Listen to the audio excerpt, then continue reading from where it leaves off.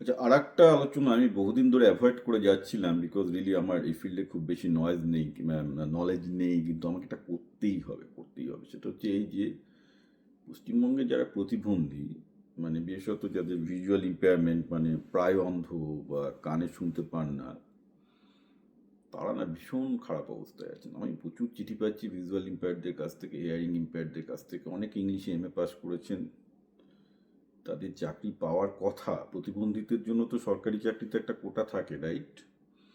সেগুলো সব বিক্রি হয়ে যাচ্ছে।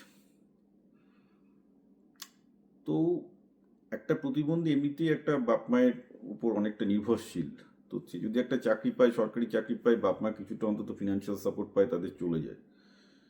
সরকারি চাকরি এমনি তো থাকা না থাকা আমার মতো অধিকাংশ ক্ষেত্রে সমান, কারণ এগুলো অটোমেটিক্যালি অটোমেশন দিয়ে অনেক কিছু আজকের দিনে রিপ্লেস করে দেওয়া যায়। তো আমি তো মনে করি যে সরকারি চাকরি একটা বড় অংশ হচ্ছে সরকারি দাতব্য করা।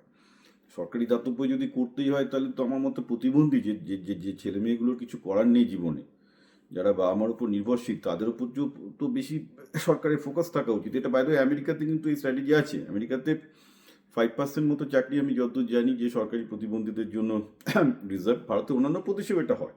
তো পশ্চিমবঙ্গে এমনভাবে চাকরি চুরি হয়ে গেছে, এমনভাবে চাকরি চুরি হয়ে গেছে যে প্রতিবন্ধীদের আজকে কিছু করার নেই।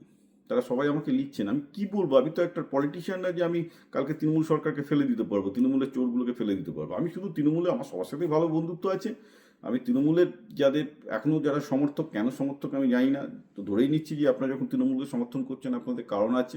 আমি শুধু এই ধরনের প্রতিবন্ধীদের পক্ষ থেকে তৃণমূল সরকারের কাছে, তৃণমূলের সমর্থকদের কাছে জোর হাতে আবেদন করতে পারি যে চাকরি চুরির জন্য, আপনাদের চাকরি চুরির জন্য প্রতিবন্ধীদের অবস্থা খুবই খারাপ। আপনারা বুঝতেই পারছেন, একটি ছেলে যে চোখে দেখতে পায় না, কানে কম শোনে, সে কতটা তার ফ্যামিলি তাকে কতটা টানতে হয়। বা তারা যদি একটা সরকারি চাকরি না পায়, বা কোনো এনজিও যদি তাদের চাকরি না দিতে পারে পশ্চিমবঙ্গে, ভবিষ্যতে এরা কোথায় যাবেন? এদের তো ভিক্ষা করা ছাড়া কোনো উপায় থাকবে না। ভাবুন, একটা ইংলিশে এমএ পাস করা ছেলে একটা প্রতিবন্ধীকে রাস্তায় নেমে ভিক্ষা করতে হবে, এমন যে অবস্থা চলে এসেছে। একদিন আমাকে সেরকমই লিখেছে, আমি তার লেখাটা পুরো শেষ করতে পারলাম না। এটা একটা নয়, আমি অনেকগুলো পেয়েছি। ছেলেটা রামকৃষ্ণ মিশনে পড়াশোনা করেছে, সেখান থেকে ইংলিশে অনার্স পাস করার পর তার এই অবস্থা। মেধাবী ছেলে, সে তো পথে বলবে, ভিক্ষা করা ছাড়া তার কোনো আর উপায় থাকবে না। This is so bad. আমি শুনে আমি কি করব? মানে অনেক সময় নিজে হয়তো ভালো আছি বলে এত কিছু আমি বুঝতে পারি না। সত্যি তো মানুষের দুঃখ বোঝা খুব মুশকিল যতক্ষণ না পর্যন্ত আপনি সেই জায়গায় না পৌঁছাচ্ছেন।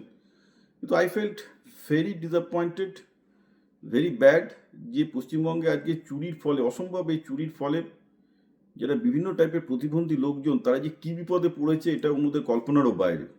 আমি এটা সবাইকেই ভাবতে বলবো, তৃণমূল বিজেপি চুলোই যাক, কিন্তু অন্তত তৃণমূল অন্তত এটা করুক, ভাবা তোরা 95% যা চুরি করার কর, অন্তত এই প্রতিবন্ধীদের চাকরিটা তোরা চুরি করিস না। হ্যাঁ, এদের জন্য খুবই বাজে অবস্থায় পড়ে গেছে ছেলেগুলো।